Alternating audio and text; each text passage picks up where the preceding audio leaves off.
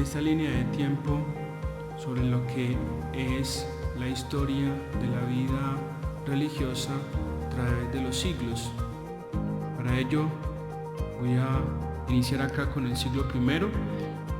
Aquí en el siglo I ubico el inicio del cristianismo, siglo I, siglo II. En el centro de todo este acontecimiento pues va a ser Cristo. Después de su muerte los apóstoles van a vivir esa experiencia comunitaria y de ella pues vamos a encontrar nosotros cómo es que va a surgir precisamente esta experiencia cristiana. Llegamos al siglo III y en el siglo III aparece o ubico aquí el inicio del monacato cristiano. Este siglo pues va a estar contextualizado con las convulsiones o el periodo fuerte que va a vivir la iglesia en estos primeros siglos, es decir, del siglo I al siglo III, que son las persecuciones por el emperador Nerón, las persecuciones que van a ser mucho más fuertes con Diocleciano, pero que van a terminar en el 313 con el Edicto de Milán.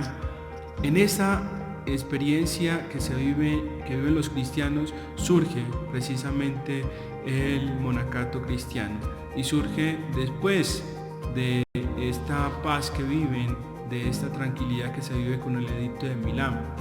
Pero para ello volvamos o miremos acá cuál es ese origen precisamente. Y entonces aquí ubicamos a Eusebio de Cesarea, a San Epifanio y a Casiano, que nos van a explicar o nos van a retomar los inicios del monacato, ubicándonos en el origen del cristianismo. Eusebio pues va a tomar la lectura de Filón de Alejandría y en ella va a comparar, a reconocer a los terapeutas como esa comunidad jerosolimitana de su momento, es decir, esa comunidad que va a tener pues como esas características de lo que es realmente la vida monástica. San Epifanio pues va a tener también la misma idea de San Eusebio, sin embargo va a poner la variable de que estas primeras comunidades van a vivir la continencia. Y encontramos por tercero a Casiano. Casiano toma dos versiones, la versión de Alejandría y la versión de las comunidades jerosolimitanas. Todo ello de esos tres autores, aunque el autor del texto pues expresa de que pues se alejan un poco de lo que realmente fue el inicio del monacato, hay un elemento muy importante y es que pues nos ubican precisamente en este tercer siglo, que es en el que surgen estas experiencias monásticas. Además nos colocan pues como la variable de que estas experiencias monásticas surgen precisamente después del debilitamiento que va a tener la comunidad primitiva cristiana. Otro acontecimiento son los orígenes bíblicos. A través de la historia del pueblo de Israel podemos ver cómo ya existían en el pueblo judío algunas comunidades con estas características monásticas.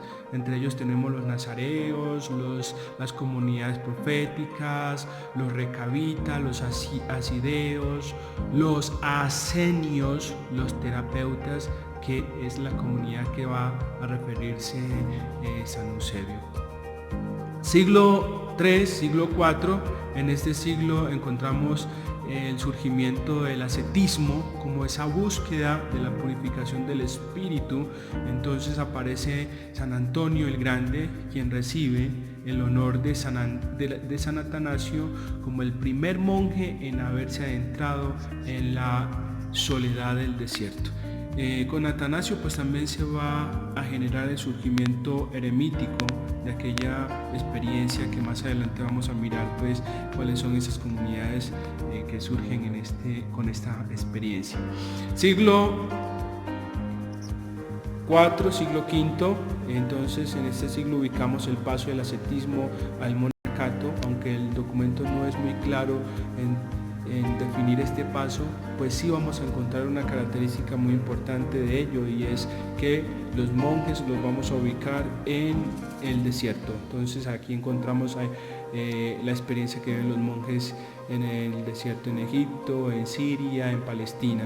Estos monjes van a tener una característica muy importante, y es que se van a separar del mundo, van a hacer una renuncia material, van a tener una vida en soledad y celibato, y van a buscar siempre la apatheia, que es la paz plena o la paz última, ¿cierto? La paz interior. Encontramos a finales del siglo IV, siglo V también el monacato, la experiencia monástica en Francia, en Inglaterra, en Roma, y algunos autores pues que van a permitirnos vivir esta experiencia monástica. En el siglo VII encontramos la expansión del monacato. Toda esta experiencia de la expansión del monacato se da debido a la invasión de los pueblos bárbaros a España, todo este territorio, ¿cierto? Entonces esta expansión pues va a generar que el monacato llegue a otros territorios, a otros lugares, y pues hay un elemento también muy importante dentro de esta expansión, y es toda la fuerza que le va a dar, que le va a impulsar Carlos Magnus al monacato, debido a que pues va a tener mucha cercanía con esta experiencia.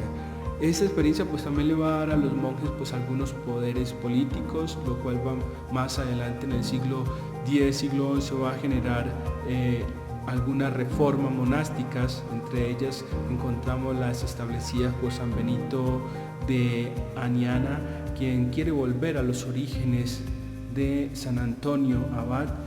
Las reformas clunicienses, que también buscan un monasterio libre, generando también así la reforma gregoriana, que va a dar el surgimiento de los canónigos regulares. Estos canónigos regulares van a apoyarse en la regla de San Agustín y van a ser clérigos dedicados al trabajo apostólico, es decir, al servicio apostólico, lo que también más adelante les va a generar también algunas dificultades y algunas controversias, generando así el surgimiento de otras comunidades como son los eremitas y las comunidades o las órdenes contemplativas.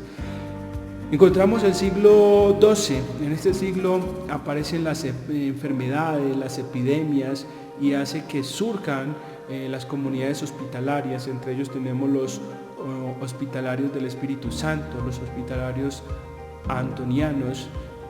En este mismo siglo está la reconquista de Jerusalén, las cruzadas, que hace también que surjan las órdenes militares. En Palestina encontramos también algunas órdenes militares, en España y en otros lugares. Aquí se resaltan también lo que son los templarios, los sanjuanistas, los caballeros teutónicos, los caballeros del Santo Sepulcro, y entre otros. Ahí también pues vamos a ver nosotros estas comunidades templarias que tienen como objetivo precisamente la defensa de la religión católica, pero obviamente con ese estilo militar.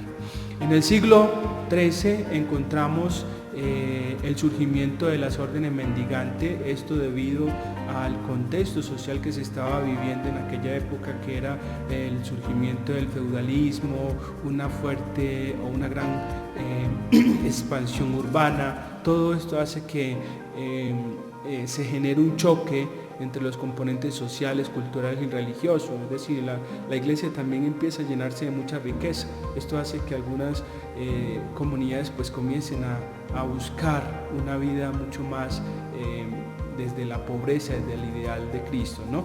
Entonces surgen las comunidades o las órdenes mendicantes, que son aprobadas por el Concilio de Letrán, que lo convoca Inocencio III. Entre estas órdenes aparecen los franciscanos, los predicadores, los servidores de María, los carmelitas, los agustinos, que estos últimos es la unión de todas las comunidades eremíticas que profesaban la regla de San Agustín.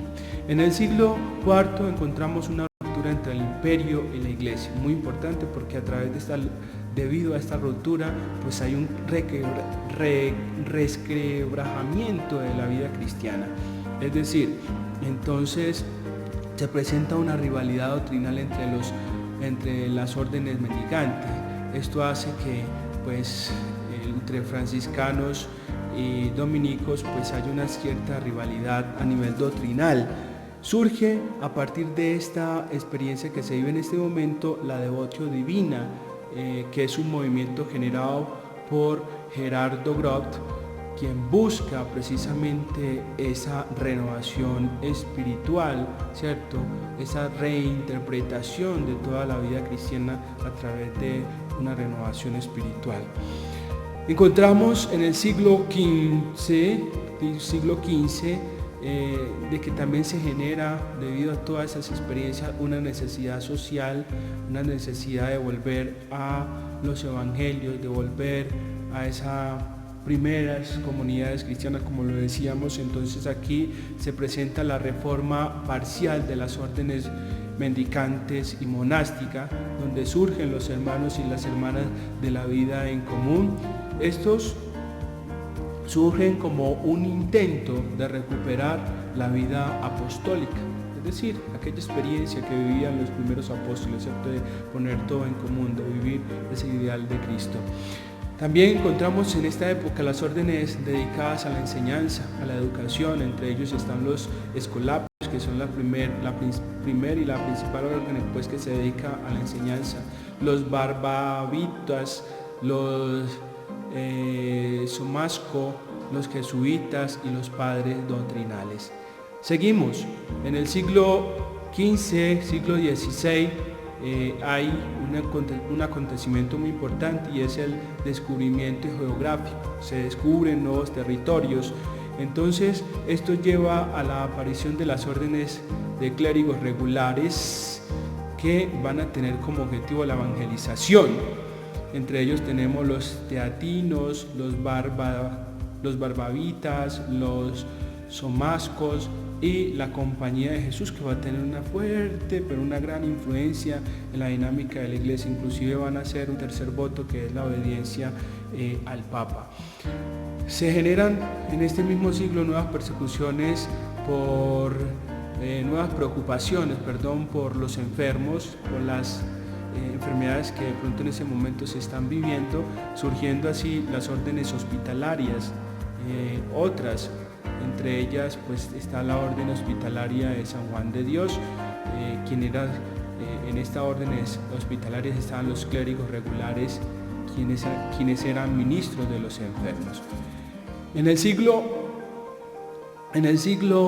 XVI hay una degradación de la iglesia, lo cual va a provocar una crisis en la iglesia.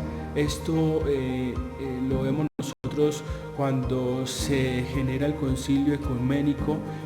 Con este concilio pues se busca contrarrestar alguna serie de herejías, una serie de acontecimientos que estaba viviendo pues en aquella época la iglesia, y pues también se va a dar, después de que se promulgan pues todos los acuerdos de este concilio, se va a dar una división de la iglesia. Entonces Lutero aquí va a ser un protagonista de esta división, apareciendo así el catolicismo y el protestantismo. Pero también es la oportunidad para que surjan nuevas asociaciones de vida religiosa, nuevas comunidades itinerantes, nuevas comunidades de votos simples, que le van a dar también como otro tinte a la Iglesia Católica en su momento. Siglo XVIII. Este siglo va a estar precedido por la Ilustración. En este siglo también se da una persecución a la iglesia, o sobre todo una persecución a la vida religiosa. ¿Por qué? Porque es un siglo donde se caracteriza más por el intelectualismo, ¿no? Entonces los filósofos de la época le van a hacer una fuerte crítica a lo que es la dinámica de la vida religiosa. una descalificación de todo eso, de todo lo que implica la vida religiosa, dada por esos filósofos de la Ilustración. Siglo XIX-XX. En el siglo XIX-XX encontramos la Revolución Francesa, la Revolución Industrial, que son como los acontecimientos del momento. Eso también va a hacer pues que la iglesia tenga algunas dificultades, pero a pesar de ellas se da un nacimiento de nuevas formas de vida religiosa. Pero estas nuevas formas de vida religiosa ya van a tener un elemento muy importante, y es que tienen que adoptar la regla de las comunidades o de las órdenes ya existentes, debido a que con el Concilio de Letrán pues se prohíbe la creación de nuevas órdenes. Y por último, encontramos en este siglo XXI también el Concilio Vaticano II, que se genera como ese nuevo oxígeno para la Iglesia Católica, ese nuevo Pentecostés, porque es la que nos va a permitir a nosotros como encontrarle un nuevo rumbo a toda la dinámica de la vida consagrada.